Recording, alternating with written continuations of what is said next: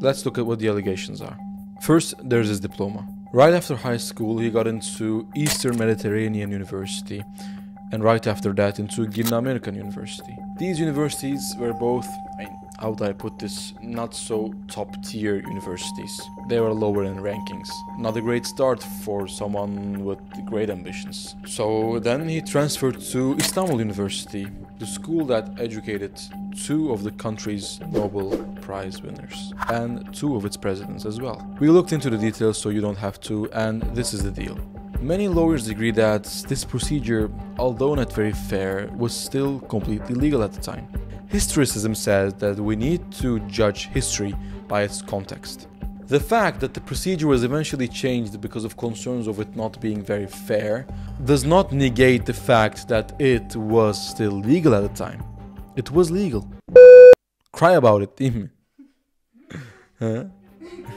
One might argue that for the highest seat of power in the Middle East and Eastern Europe, even the slightest doubt in authenticity should be enough to disqualify that person for running for office. Well, let's just say that this isn't the first time that a politician's higher education diploma was put into question. Now, without the diploma, İmamoğlu is left with quietly serving out his term in office. Or could he?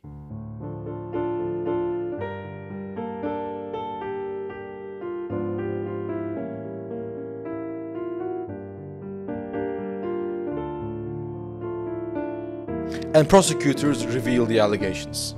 Bribery, embezzlement, fraud, and even supposed ties to the PKK. Turkey's bloodiest terrorist group.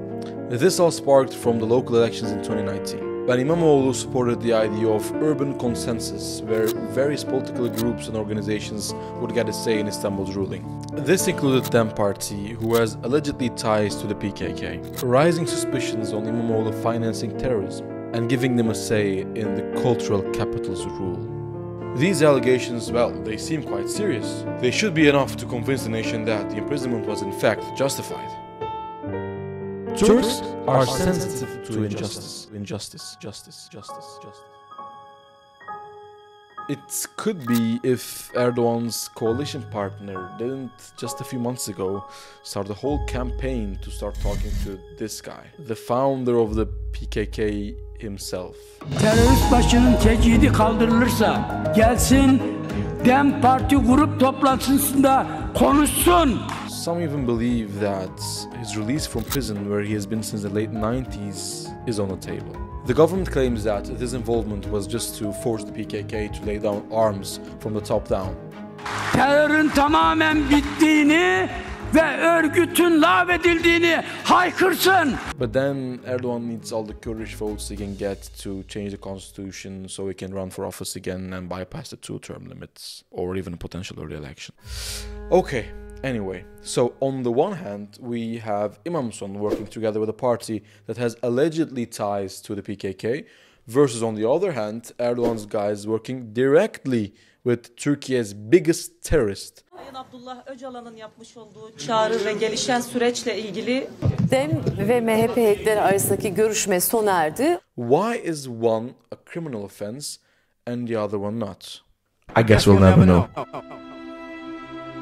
I guess the more important question here is which one is a bigger crime in the nation's judgment. We'll see that if the protests on the streets flood over to the ballots or not.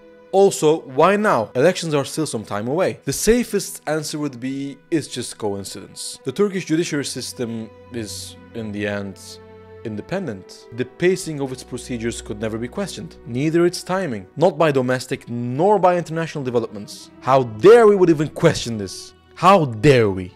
How dare we? For a very simple reason. C'est que la Turquie n'est pas en Europe. Turkey's not in Europe. And we shall make it crystal clear that Turkey, an Asian country, cannot join the EU. Democracy stands. The Americans stand with you, and the world stands with you. The office of President of the United States. The office of President of the United States. With us, you start having not playing cards. Right now, you don't. Yeah, you're playing cards. Mr. President. You're playing cards. That the U.S. is pausing military aid to Ukraine. About Europe, that needs its own military, an army of Europe. European security is unthinkable without Ankara. Turkey possesses the second largest military in NATO and also boasts a well-developed defense industry. The White House has warned that Europe must look after its own security, including Ukraine.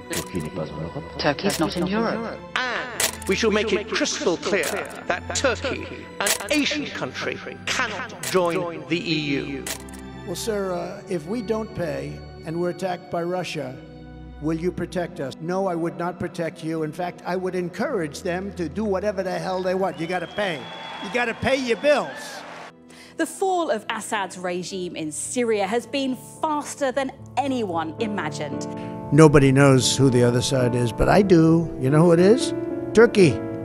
Okay? Turkey's the one behind it. And I happen to like him, and he likes me, and I know the press will get very angry. He likes Erdogan. Any problem that you have with Turkey, I think I can solve. I mean, as long as you're reasonable. You have to be reasonable. We have to be reasonable. At Defter Media, we vow to stay objective, but we also vow to stay true to objective justice. In previous videos, we've been accused by supporting the government, but we've also been accused by opposing them. The truth is, in each specific topic we discuss, we try to stand with whoever is right in that specific topic. The Turkish nation effectively worshipped their state. We have had a state for over 2,000 years in the end. Whenever the nation sees their state represent justice, they have been at their side. However, whenever the line between government and state gets blurred, or whenever the state deviates from justice, the nation stands with the nation.